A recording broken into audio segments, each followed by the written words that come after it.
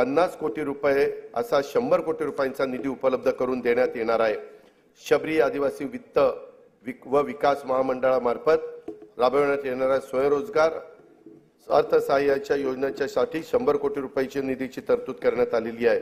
अनुसूचित जाती, अनुसूचित जमाती, विमुक्त जाती, भटक्या जमाती, इतर मागासवर्ग, विशेष मागास प्रवर्ग तसेच खुल्या प्रवर्गातील विद्यार्थ्यांना विदेशात उच्च शिक्षणासाठी शिष्यवृत्ती योजना राबवण्यात येत आहे।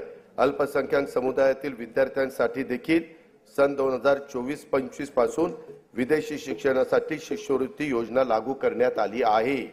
वसतिगृहात प्रवेश न मिळालेल्या आर्थिक दृष्ट्या दुर्बल घटकातील विद्यार्थ्यांना शैक्षणिक वर्ष 23-24 पासून डॉक्टर पंजाबराव देशमुख वसतिगृह निर्वाह भत्ता योजनेअंतर्गत भरीव वाढ करून दरवर्षी 38 ते 60 हजार रुपयापर्यंत निवास भत्ता देण्यात येत आहे।